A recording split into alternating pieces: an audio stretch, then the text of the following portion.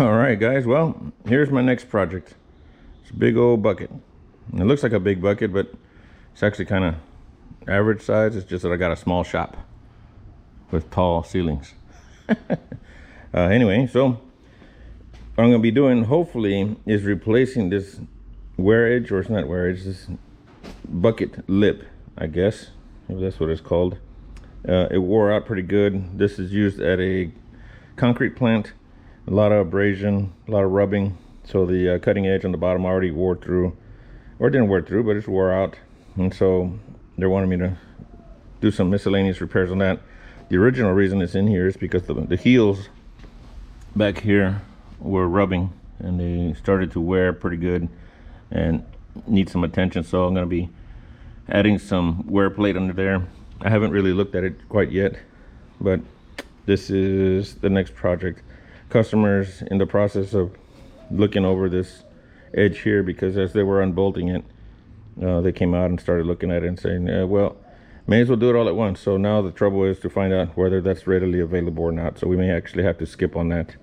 So I'm not quite sure at the moment. So for now, I'm going to work on what I can work on, which is this down here underneath. So let me flip it over and we can start looking at what it's going to need.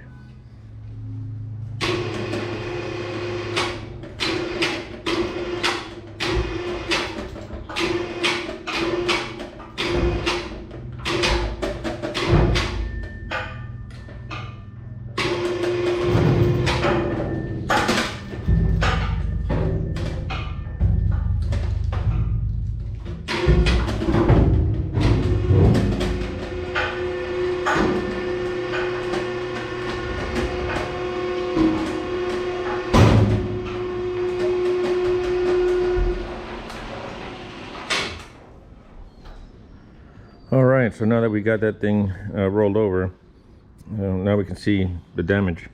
It looks like, you know, with time and with use, it wore through this outer wear pad, and it started affecting the parent metal of the bucket itself. And it's got some cracks, miscellaneous cracks here and there. You can see it coming through the concrete. Same thing over here. Got some cracks in that area. So my thought is now to make things a little bit faster for them, a little bit speedier. None of this was wore out. None of it shows to be wore at all. And so we're gonna go ahead and leave that there. It does look a little bit bowed, like they sat it on something, or actually who knows what. But either way, it doesn't look like it's affected from here upward. I mean, here downwards, but it is from here upwards. So what we'll do is remove this outer piece here, and most likely, since this wore thin, as you can see there, I mean, it wore really thin, go ahead and cut that piece off as well. And once we cut that off, then I will use an AR plate here and here, a double layer, so that once it wears through this, then it'll finally, if they don't catch it in time, of course, then it'll still have good wear properties. And these guys here, these guys wore a little bit. I'm not sure if I'll overlay this plate a little bit more and then just weld in there, cut around here.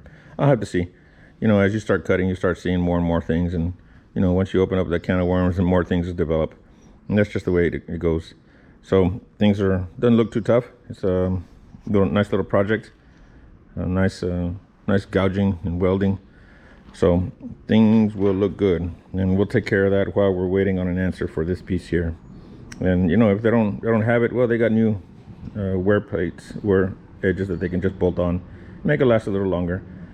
And if I have to come back and do that later, that's easy enough to do, and you know, within a very short period. This is more important at the moment. Okay, so let's get that started.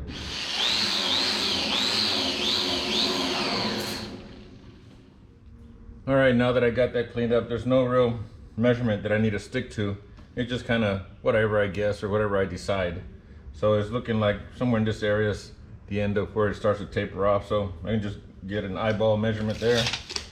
Let's say from that edge to go to, let's go with 24, right? So 24, mark it there.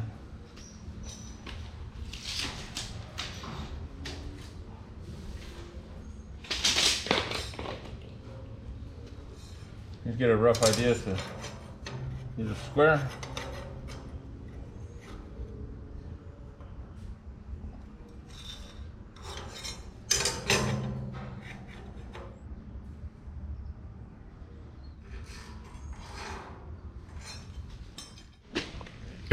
Okay, so this looks to be where I'm going to go ahead and cut it. It's about the edge of the where it begins to taper down, which is fine. And the other square that I'm going to cut out will be this guy right here, right in this area. Now there may be a little bit of an overlap of this piece that I put on here, or I might just cut it right up against this edge, and this little gap won't hurt it, you know, in there. So maybe it'll catch dirt and concrete and create a cushion of sorts. We'll see. But either way, that's where I'm going to cut it and cut that off. Then I'll access this here, this bottom piece. Then I'll cut this whole section off. All right. Got some questions about this thing, and this thing is really handy. It's the attachment that goes to a hypertherm plasma cutter, and it's this is the cartridges, the sync model, and so it's just replaceable cartridges all at once. Pricey, man, so take care of them. But once you set them on, it's already set to gouging, because this is the gouging tip. The other colors are either for straight cutting or machine cutting, machine torch. So really neat.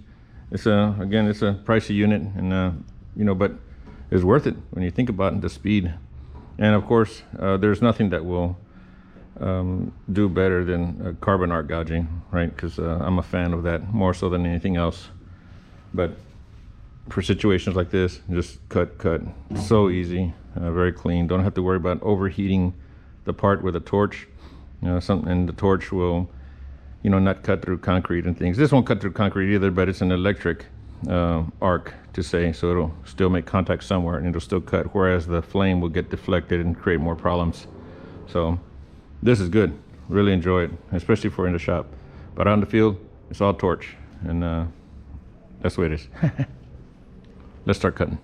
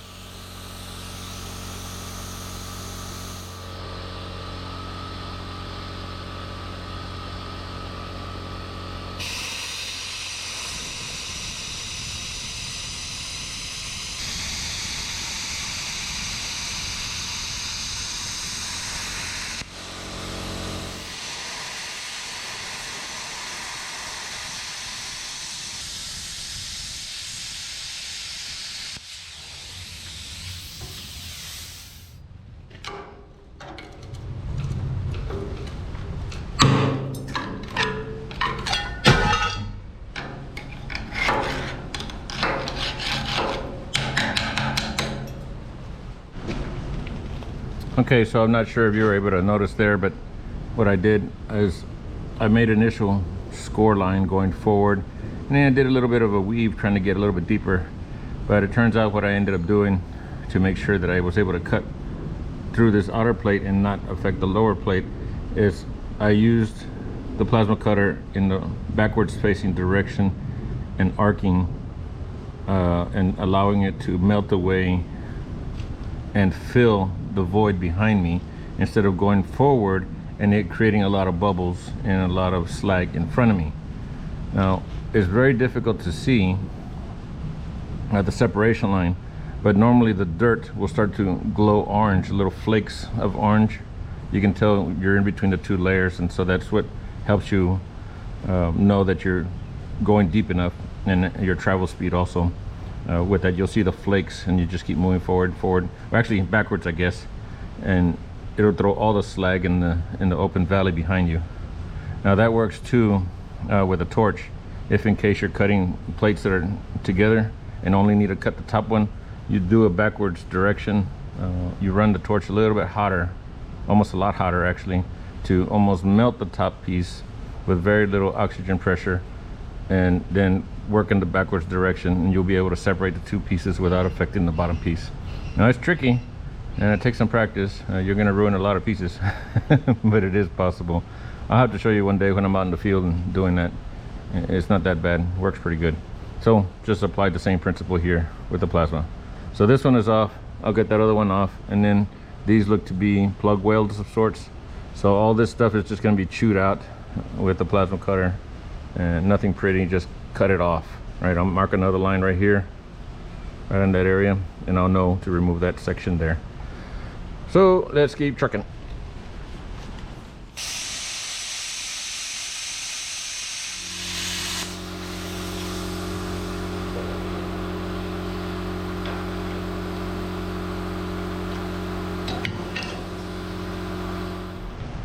All right, so my plasma driving skills are a little lacking, a little wandering all over the road.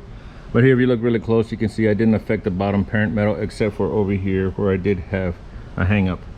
Now that I would have had more of that had I been going forward if I wasn't real careful. So here, besides, I'm going to be welding this anyway. I'm going to square that up a little bit better and putting a weld. You won't see it, but you know, if you don't have to score the parent metal, then even better, right? So a little bit of a goof on my end, but once I straighten it out, you won't be able to tell. But at least that practice will at least keep you from affecting the parent metal most of the times.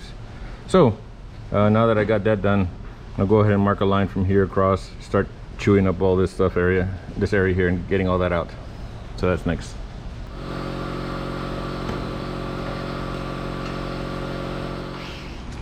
So now that we got that cleaned up a little bit, next step is to cut this sections out. And as I mentioned before, this looks like it's plug welded in there. And if we look behind here, looks to be about half an inch in or so, right in this area, right around here, right through here. So knowing that, we're going to cut from this area here, right around this area, cut these windows right in here, all around in here, just to get rid of that material. Then we can fine tune cleaning these edges up when we expose that. So let me cut this all out on both sides, over there and over there. There's not gonna be much to show, it's just a lot of cutting. There's most likely gonna be a lot of dirt behind here and gonna be very problematic, but you know, it is what it is. It's part of what happens with these things. Oh, however, I don't want to cross this line. Glad I saw that. Somewhere in that general ballpark. Don't go below that. Same thing over here. Boop. Right.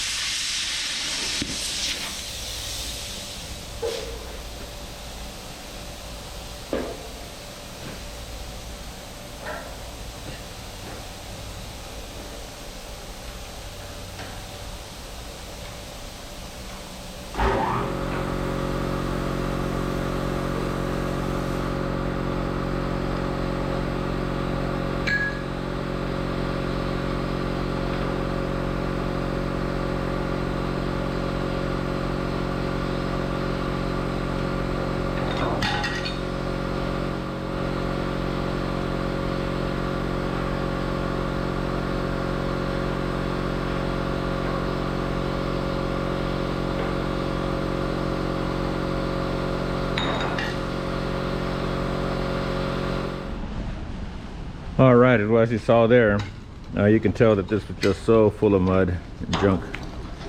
So really a mess. One of the things that would have been a real nightmare is to try and do this with a oxyacetylene torch. It would have been horrible. I know, because I've done it before. So that's why I'm so glad I got this plasma and that I'm doing this in the shop. Anyway, so now I'll clean this up a little bit better. Then I will clean these edges back here, right in there, so I can see where to cut this off. It's going to take a little bit of trimming, you know, a little delicate trimming here and there. But once I get it off, then I'll be able to get it off. And, you know, I'm not sure that I will put those slits back in there. I'll really have to see with the parent metal or the one that I replace it with. I'll have to see, because it really doesn't do too much at the moment. All its job is to create protection from friction on the ground. So let's see how that plays out in a moment. Because what I could do is just cut this back about another 3/8 of an inch or so and just cut them all off and then cap it. Would be good. Nobody would know the difference. But let me see how difficult it is to cut off and remake those slots. Last time I didn't do it because we used a piece of 3/4 inch in its place. Of course, this was before YouTube. Put a piece from here to here and 3/4, and it worked out great because it was heavy enough to take the abuse. So again, let me clean this up and we'll get back with you in a second.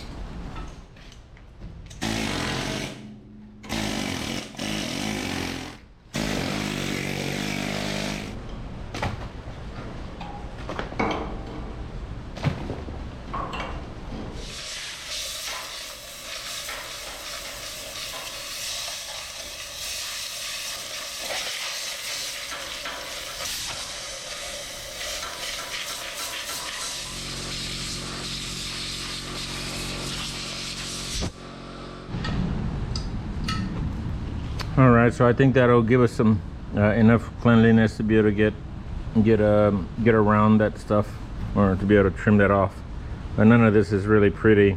It just creates a big mess. But you know, it happens because it's in the dirt.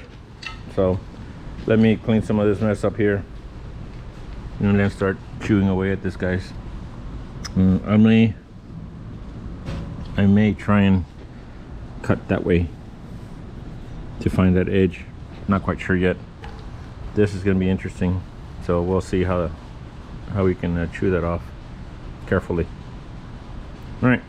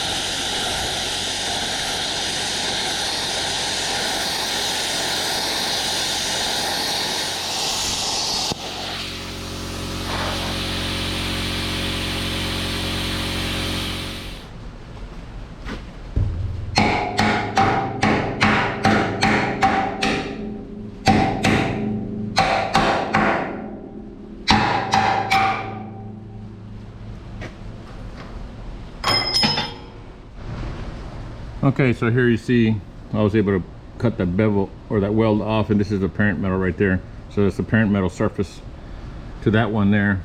These guys will be a little bit more challenging, of course, but this outside one looks pretty good as well. And I will have to come down a little bit lower here, but that's how it's done. Takes a little practice, takes a little effort, but not so bad. I'll grind this down here, gouge that up there, put that new plate. It looks like this surface here wasn't too disturbed, so that may help us when we get to the top of that, to the top of this hip here. So it'll lay in there real nice and flat, and it's the way it's supposed to. So let me continue chopping this up and getting that cleaned up, and then I'll get back with you once I'm done.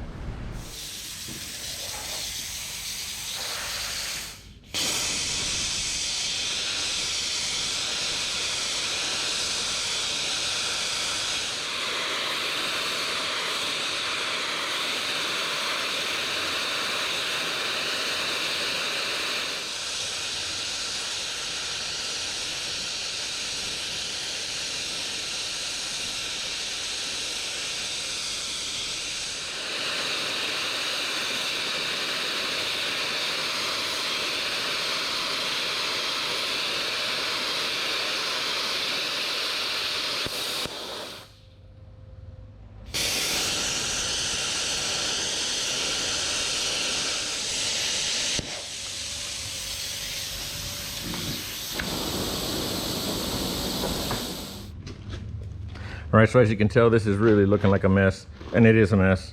Look how nasty that is. Now, one of the positives out of this is that I'm getting to the parent metal right here. This was welded right up in here. From there this way, that's the weld material, and then this is just the edge of the side plate, if that makes any sense. So I'll knock all this stuff off and, you know, grind it up a little bit, make it a little bit cleaner. These are a challenge because they plug welded directly onto the edge of this inner baffle piece. Now that's just going to be a mess. It's not going to be easy to cut flush. So like I say, I may just cut it back just a little bit and maybe cut some ovals in there, you know, some plug weld spots in a new piece that goes over it, and just pour some hot weld in there or something. I don't know, but sometimes this is just more trouble than it's worth. One of the things you can do to make it last a little longer is just to make this plate a little bit wider, put a bigger weld. Same thing down here, up here, put a bigger weld. Same with this here. In this case here, I'm not going to be able to put a backing plate, so I'll just bevel the piece that I'm putting on here, this piece here, bevel it, and then just put a open root weld on there and fill it up. Besides, the other plate is going to go on top of it, so that'll be additional strength as well. So while this is nasty, you got to get it off because you got to fix it. So like I say, I'm undecided. I may just cut it back a little bit and just fill it in. We will have to see. This something like this may be taking up too much time that it's worth. So not in a bad sense because they engineered it correctly, but for the case that we're trying to put a plate over it, that didn't get affected or bowed or bent because of the double thickness. So we may just go with that, weld it up, and be done. I'll see, because this is taking up a lot of time. But let's go ahead and get it off, because I got to get it off anyway.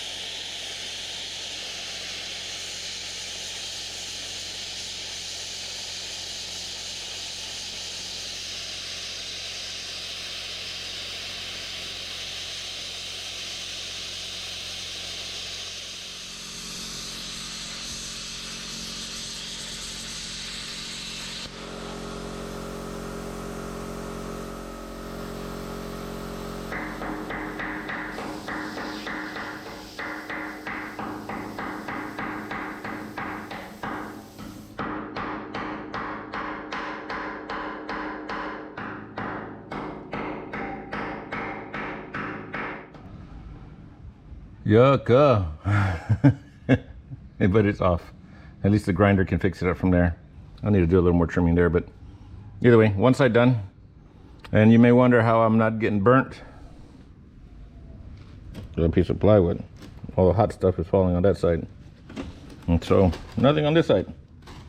Ta-da. Okay, next side.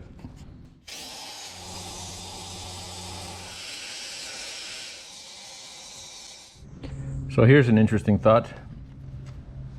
As I was trimming around this side here, it turns out this edge was cracked all the way around, so I only needed to cut this bottom section. And so that just brings up the thought of, well, if it wasn't hollowed out or made for a plug weld, well then would it have cracked? So that's something to consider also when I'm putting this thing back on there. You know, these are all potential spots for it to crack again.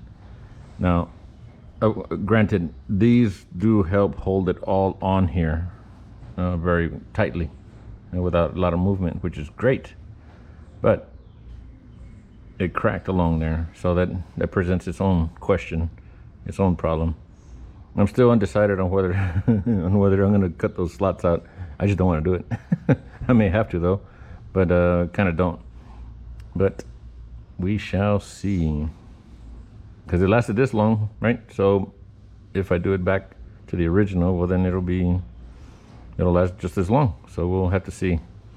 And plus I may end up putting some stitch welds in there, just about 1 inch in there on both sides, just to help hold on a little bit more. Another thing that we're going to be doing is arc gouging with a standard carbon arc. We'll see. I'll tell you there when we get to that point why there's an advantage of doing it there and not so much here. So let me continue cutting and get this semi cleaned, and then we'll move on to that point.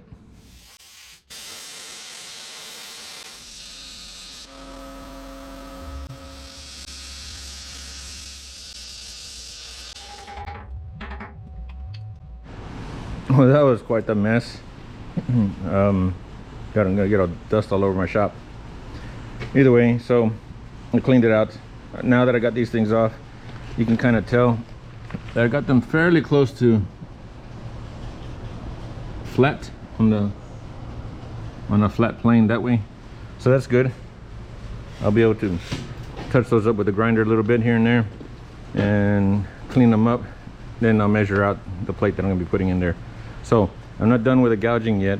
I'm going to use the arc gouger, the carbon arc gouger here in these spots there, both sides, and I'll explain to you why here in just a sec. So let me get that set up.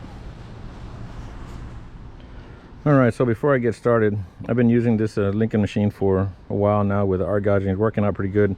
These are the settings that I use for running 1/4 inch carbons. Maybe a little low for some of you guys, but it works for me. But I do have a question. I don't remember exactly how these ranges work. I know that for welding, I should say, I know that you can run it on the low side and then high on this side, or this side here and then low on this side to get the desired amperage. I don't remember exactly why that works or what the difference is. I know it's talking about, you know, like a dig type setting and the arc voltages, but I don't remember which direction it goes. So if somebody could explain that to me, please do it in the comments. I haven't been able to figure this machine out just quite yet. So let's set it up for gouging that bucket. Here we go. Okay, so before I get started, this is the arc gouger model I use. It's a Profax unit. It's a 3000-1. Works really good. But the reason I was saying, as far as plasma gouging versus arc gouging, in this instance, situation here for me would be that I can choose to arc and stop almost in pulses, instead of with the plasma cutter it would just be a direct jet and it would be on, and that's it. You just have on, and you better hurry and start gouging. So what can happen is you just throw sparks all over you if you're not real careful. Now this is going to throw sparks back at me as well, but at least I can pulse it. I can do a little bit at a time, like you've seen me before. I think with the other video I was repairing the backhoe frame, just spot, just little bits at a time, so I can control all the sparks that are coming at me. Now another advantage to having one of these is you can control the air that comes out of it with this thing. You don't have to go full blast, and granted it's not going to blow away as hard, so you may have a challenge in creating a nice puddle for it to be removed by the air, but you learn that with time. But in this case, like I mentioned, for me this is a better option. I can just gouge a little bit, a little bit more, a little bit more, a little bit more, until I get to the end where I need to be. And for me it's a little bit safer. So that's why I mentioned that each has its place.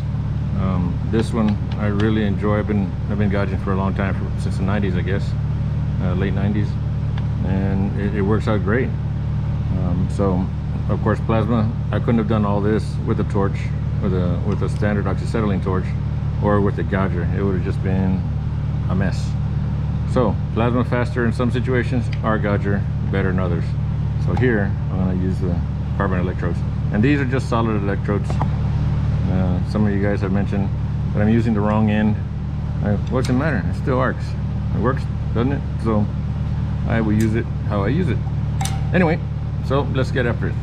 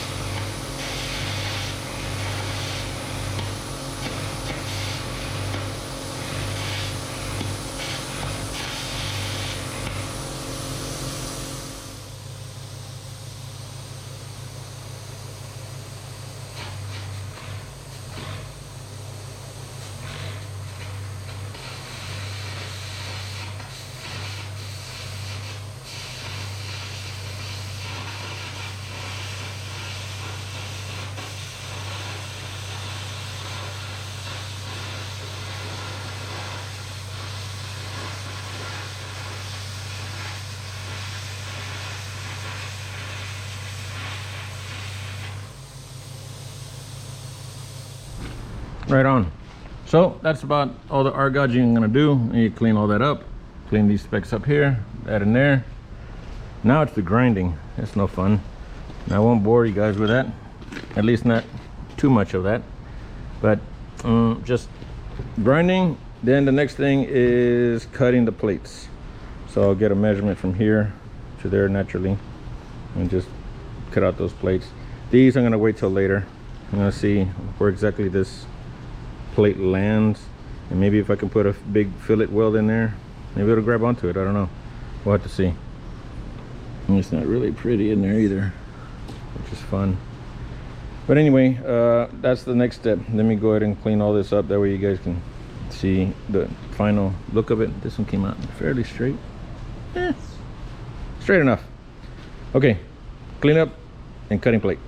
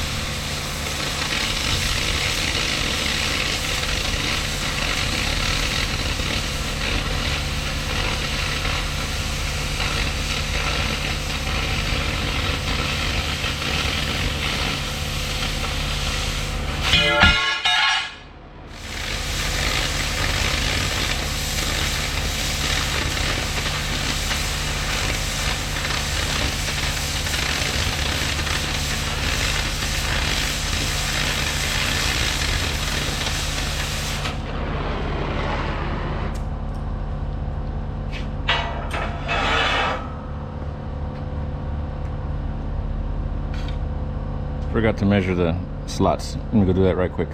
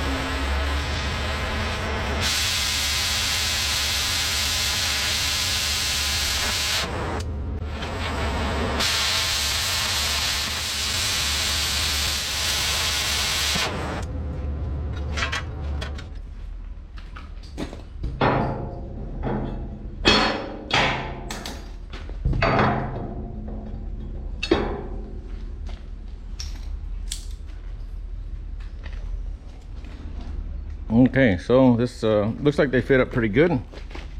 I went ahead and cut those slots as you guys saw, and I'll fill those in. They're not fun to fill in, but I'll just pour it in. They're super hot, and looks like I got plenty of gap here. Over here where it doesn't have gap, I'll just put the grinding wheel and make a gap there. And so things are looking good. Now it's just a matter of welding this up.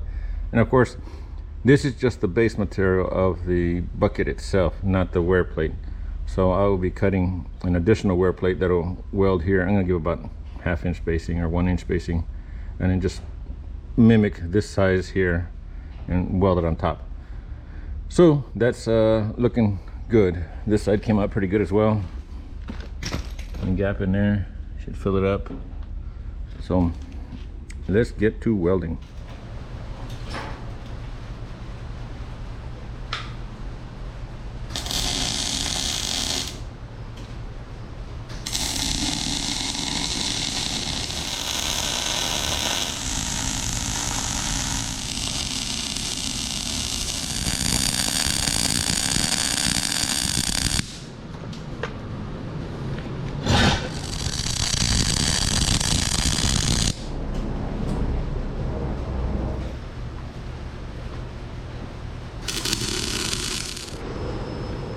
All right, so I got some of that welded up.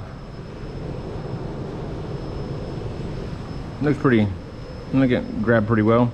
One of the things I did mess up though on this, I should have welded this first, this area right here.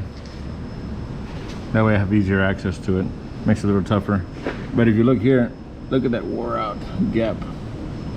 Everything else seems to line up pretty good right in this area here, and that stayed pretty good.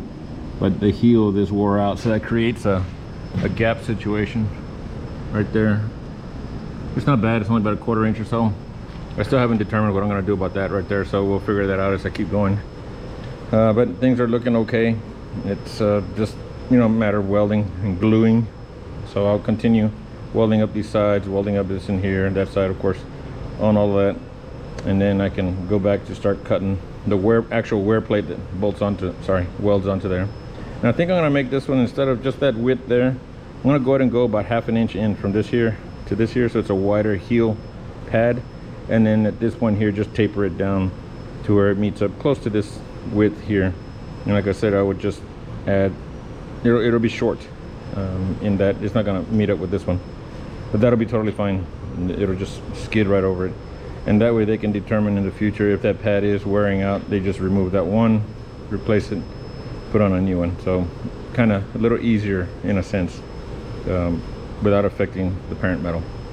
Okay, so let me just high speed you guys on welding those out. There's nothing really fancy or special about it, so let me do that next.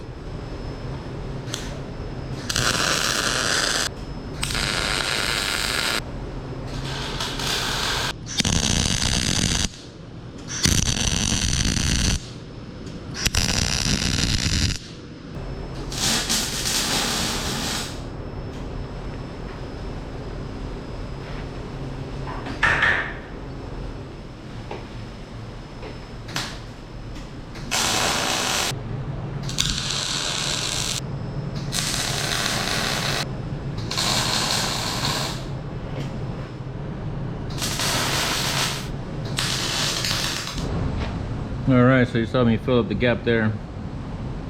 I did all right. There's quite a bit of a gap, maybe a 3/16, so almost 1/4 inch gap. But either way, I was able to close it up using a lower voltage and wire speed setting. I think I have it at 18 volts and 335 inches per minute on 030 wire. So now I'll crank it back up, put a real hot pass over it as best I can, and that way it grabs onto this parent metal and that parent metal without having to worry about dripping through. All right, so unfortunately my battery died. I didn't have it plugged in, but that's the outcome of that there. Came out all right, looks okay. We'll have to address those a little bit later. I kind of don't want to, but I got to. But anyway, so now next is to go ahead and cut these plates here and weld those on. And it turns out that you know, I may end up actually using a thicker plate. I was talking about just using the double of this, but this is in the same line as the bottom of that bucket edge. And so when you clamp on the actual wear plate, then what tends to happen is your bucket is leaning backwards. And I believe that the plate is 1 inch thick, I think is what it is. And so I'm going to put some heavier plate right in here. I don't know if I have 1 inch AR plate, but I do have 1 inch or so T1 plate, and that will wear pretty well for a really long time, especially if I cut a big old block like that. So that should be fine, and I think that's what I'll do. So now is to wait and see if they're deciding to bring that cutting edge or not. This may be the end of the video, but I'm not quite sure yet. So at least I have a couple more things to do. So let's go ahead and take care of that first. Oh man, what an update. They brought this thing over to me, which is fine. Let me see. That was 1 inch. Okay, good. As I was saying yesterday, it was 1 inch. They just brought this to me this morning. I was hoping to be done with that bucket, but not yet. So anyway, that throws a little wrench in my scheduling because I had other jobs pending, but that's okay. Now I can go ahead and get this flipped over once I get those on there and get that done. So that shouldn't be too terribly tough. I'll find out how bad it is. Cutting through some of these guys here is a little bit of a challenge because they put so much weld on there, on here, and then that's cutting it a little close to this edge here. So that may be a little bit tough, but you know, still some decent work, not too terribly bad. And they ended up buying these ends, these side pieces too, so that's cool. That'll help out a lot. So that'll be our next step. Let's go ahead and see, get back to this, yesterday. That was at the end of the day, so I'll do that this morning. And they brought that over, so now that buys me some more work, or gets me some more work. All right, enough jibber jabber. Let's get to it.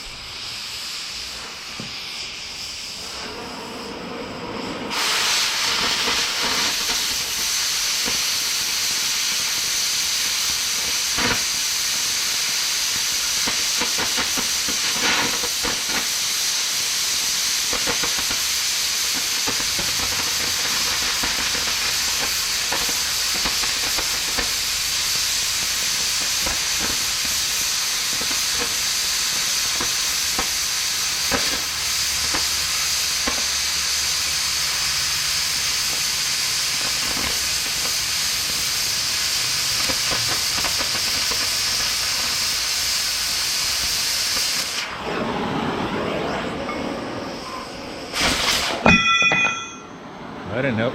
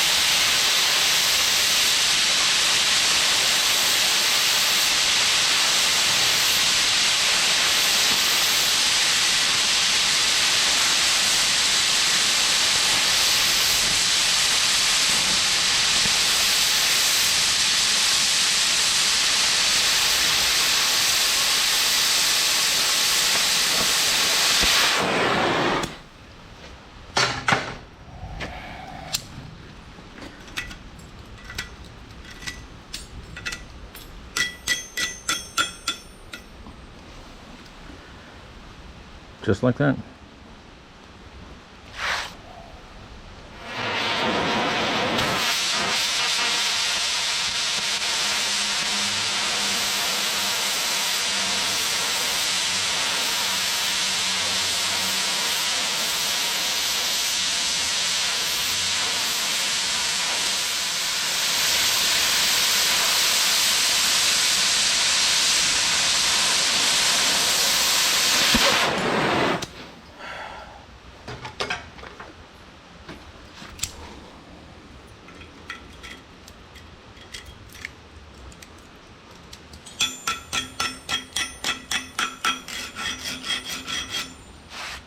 A little better. Less grinding.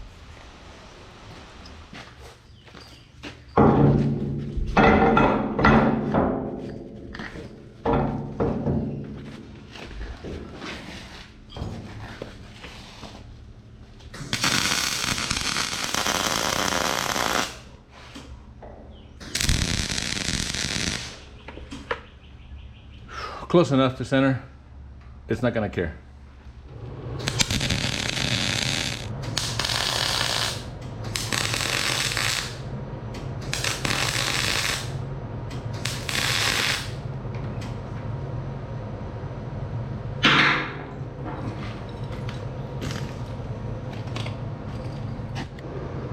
Okay, so I got done with this. It turns out I ended up just building those up. It was just easier to do it that way and put a nice pad on there. And besides, this is way thick enough to accept or take a lot of abuse for a really long time. And so, like I mentioned earlier, they brought me that new front bucket edge that's gonna cut into my time that I was allowing for somebody else. So that will work. Save me a lot of time from having to cut those. So anyway, I got done with this part now. And so now the next thing is to go ahead and roll this guy over so that I can start cutting that off. Whew. All right.